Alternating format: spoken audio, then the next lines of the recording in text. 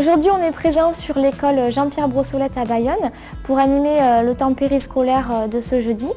Le but aujourd'hui de l'atelier, c'est de leur inculquer comment constituer un repas équilibré. Donc à l'aide d'une pyramide alimentaire, ils devront coller des images où ils pensent qu'il est judicieux de les mettre.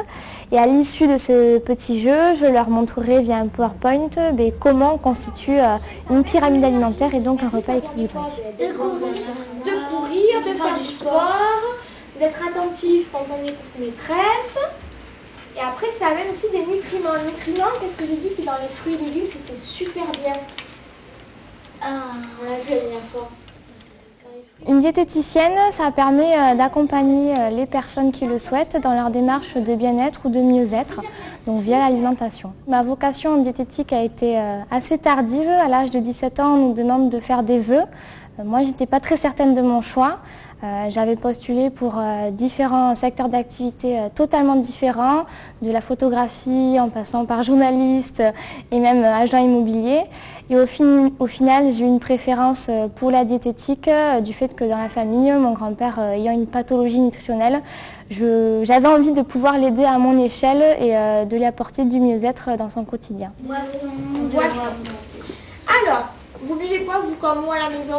De l'eau, juste de l'eau. C'est du robinet en bouteille? Du robinet ou en bouteille. D'accord, Maïs. Et moi, je bois du jus de pomme. Du jus de pomme à table. Après mon bac S, j'ai fait un BTS diététique dans une école à Nantes. Mon choix s'est porté sur celle-ci car c'était une des rares écoles qui proposait dans son cursus des cours alimentaires, des cours de cuisine. Donc je trouvais ça super intéressant. À l'issue de ce BTS, en tant qu'ancienne sportive de haut niveau, je voulais me spécialiser dans le domaine du sport. Donc j'ai fait à Montpellier un bachelor en diététique et nutrition humaine avec la spécialisation sport. Et j'ai eu donc différents stages durant ces 3 années d'études qui m'ont permis de me conforter dans le choix de l'exercice de mon métier, mais aussi de me dire qu'au final, j'ai eu des stages en milieu hospitalier, en milieu sportif et aussi en restauration collective. Et je me suis rendu compte que le milieu très hiérarchisé au sein de l'hôpital ne me convenait pas du tout. Du coup, la question c'était qu'est-ce que j'allais faire après mes études ? Et au final, la révélation s'est faite à la fin de mon dernier stage de perfectionnement que j'ai effectué sur la côte basque, où je me suis rendu compte que dans le secteur sportif, sur le marché des salles de sport, il y avait tout à faire en diététique. Et donc je me suis dit pourquoi pas me lancer toute seule à mon compte. Donc il ne faut pas se tromper, d'accord? Par contre, on garde l'ordre. Alors, vous pouvez commencer. Alors, hop, vous me mettez les étiquettes quand vous pensez. Après, alors attention, tu peux appuyer. Et après, on corrigera. Le BTS diététique apporte le diplôme d'état de diététicien. Après, il faut faire attention, le terme nutritionniste n'est pas protégé. C'est-à-dire qu'à l'issue d'une formation même de 3 heures, n'importe qui peut poser une plaque nutritionniste. Donc il faut faire attention, autant on peut tomber sur quelqu'un qui a de vraies connaissances en diététique, autant ça peut être quelqu'un qui n'a que 2-3 heures de formation.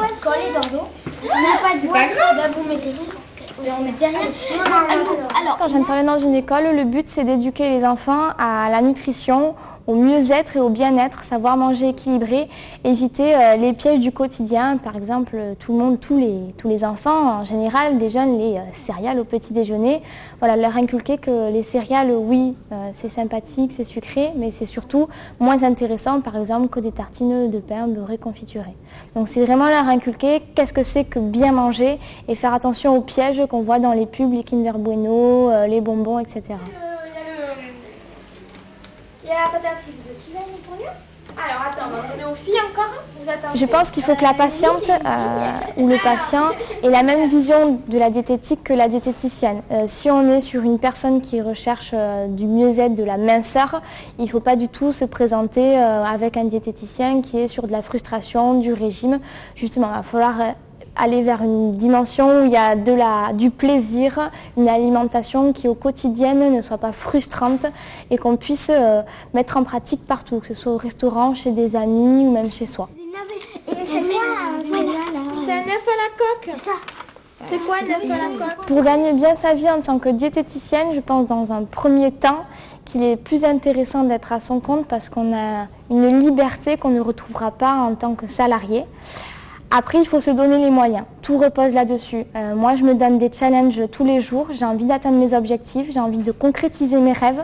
Et si je ne me posais pas des objectifs et des rêves à concrétiser, je pense que j'irais peut-être pas bien loin. Donc au final, c'est ce qui me donne envie dans la vie d'avancer et c'est vers vers quoi je veux aller. À la fraise, la fraise. Donc il y a des fruits dedans. Oui, moi aussi. Toi aussi, Maëlys? Moi, j'aime bien ça. Moi, presque jamais. Bon, mais pourtant, on peut le faire là. Oui, Bon, ça va.